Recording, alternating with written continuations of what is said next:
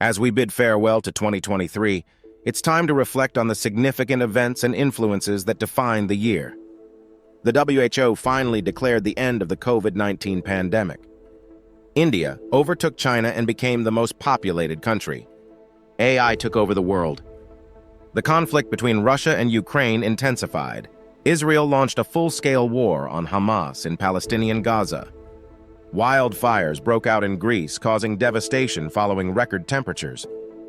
OceanGate's Titan submarine imploded, killing all crew on board. It wasn't all bleak in 2023. Tropical nations rejoiced with the approval of a new malaria vaccine. The UK introduced a drug that could potentially have breast cancer. These were just a couple of the events that took place in 2023. Now let's delve into a few more. January 1st. Croatia replaced its national currency, the kuna, with the euro. January 10th, Prince Harry published his memoir called Spare, detailing his life and upbringing with the royal family. January 20th, Buzz Aldrin, the second man to set foot upon the moon, married Anka Farr on his 93rd birthday. January 24th, the doomsday clock was set to 90 seconds to midnight after escalations in Russia's invasion of Ukraine. The doomsday clock represents how close the world is to a major catastrophe or all-out nuclear war. This adjustment brought the clock the closest it had ever been to midnight since its creation in 1947. February 1st, Ozzy Osbourne announces his retirement from touring. The 74-year-old has faced multiple health complications for years, also diagnosed with Parkinson's disease. Ozzy made the difficult choice to retire and focus on his health. February 6th, Turkey and Syria were struck by a catastrophic 7.8 magnitude earthquake that killed 59,259 people. Over the next 3 weeks, the region was hit with over 10,000 aftershocks. It was the deadliest earthquake in Turkey since 526 AD and Syria since 1822. February 11th, the Armenian-Turkish border was opened for the first time in 35 years.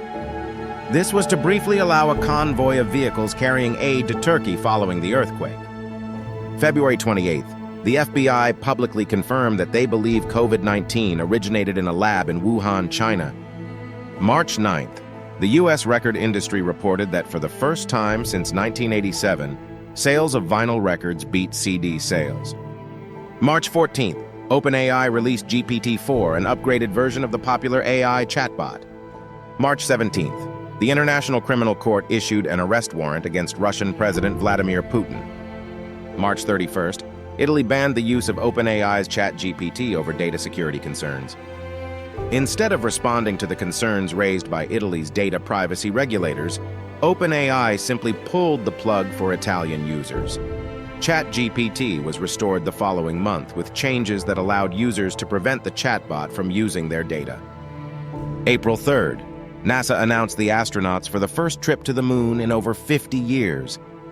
Commander Reed Wiseman, mission specialist Jeremy Hansen, flight engineer Christina Koch, and pilot Victor J. Glover were chosen for Artemis II, a flyby mission to the moon. April 4th, Finland officially joined NATO, becoming the 31st member of the Security Alliance.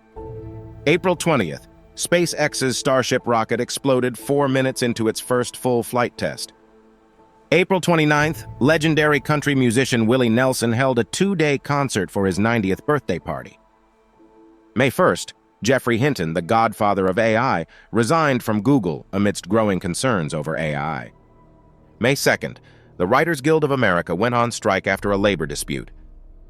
The strike against the Alliance of Motion Picture and Television Producers was the largest stoppage interruption to U.S. film and TV production since the COVID-19 pandemic struck.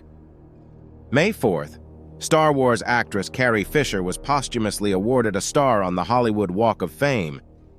May 25th, the FDA gave Elon Musk the go-ahead to trial Neuralink brain implants on people.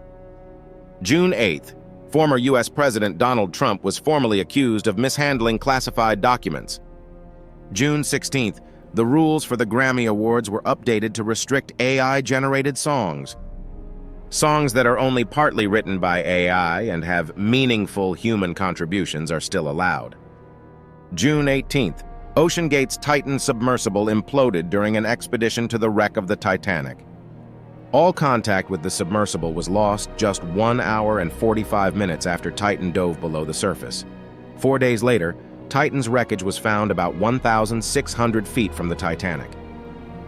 June 30th, Harrison returned to our screens for Indiana Jones and the Dial of Destiny. This is the 5th and final installment of the Indiana Jones film series. It's the only film in the series that Steven Spielberg didn't direct. July 4th, Earth experienced its hottest day since at least 1979, with a global average temperature of 62.92 degrees Fahrenheit, 17.18 degrees Celsius. July 8th, Elton John ended his touring career with a final concert in Stockholm, Sweden. July 21st, Greta Gerwig's Barbie and Christopher Nolan's Oppenheimer opened in cinemas. People flocked to cinemas to watch both films back-to-back, morphing the two films into a 5-hour marathon delightfully coined as Barbenheimer.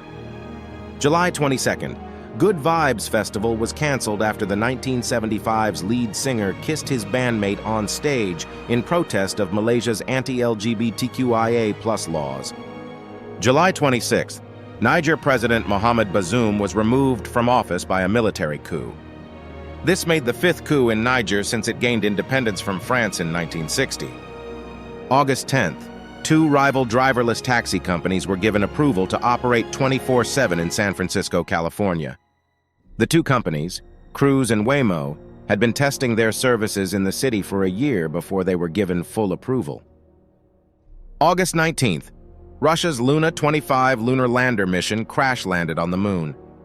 August 23rd, India became the 4th nation to successfully land a spacecraft on the moon. August 24th, Donald Trump became the first former U.S. president to have their mugshot taken. Trump surrendered to the Fulton County Jail for 13 felony charges related to his attempts to interfere in the 2020 presidential election. September 12th, Kim Jong-un arrived in Russia by armored train to hold talks with President Vladimir Putin regarding potential military cooperation. September 13th, UFO expert Jaime Maussan presented the bodies of 2 alleged aliens before the Mexican Congress. Maussan had made several debunked claims in the past, and on this day, he presented the mummified aliens with the claim that they are not part of our terrestrial evolution. Scientists worldwide have since decried the entire thing as yet another elaborate hoax. September 16th, Rolling Stone magazine removed one of its co-founders, Jan Wenner, from the Rock and Roll Hall of Fame. The magazine's board of directors removed Wenner from the list following racist and sexist remarks he made regarding why he didn't feature any female or black artists. September 27th, the Writers Guild of America strike against the Alliance of Motion Picture and Television Producers ended. The 148-day strike was the second longest strike the Writers Guild had ever undertaken. October 5th, research into fossil footprints at White Sands National Park in New Mexico confirmed humans were in the Americas at least 21,000 years ago. October 8th, Israel formally declared war on Hamas following a surprise attack by Hamas operatives in Israeli-controlled territory. October 13th, Microsoft purchased Activision Blizzard in a record-breaking $69 billion takeover. October 30th, U.S. President Joe Biden signed an executive order to guide the use of AI within federal agencies. November 1st, Collins Dictionary announced AI as the most notable word in 2023. November 10th, Colombia began a campaign to sterilize Pablo Escobar's wild hippos. Infamous cartel leader Pablo Escobar smuggled 4 hippos into the country back in the 1980s. Following his demise in 1993, the hippos were left to nature. Without any natural predators, their population grew to the hundreds, and they became an invasive species. November 13th, disgraced former British PM David Cameron returned to the UK government. David Cameron stepped down as Prime Minister in 2016 following the complete and utter botching of the Brexit referendum. Cameron's return as PM Rishi Sunak's Foreign Secretary shocked many, as it appeared that he would never be allowed back.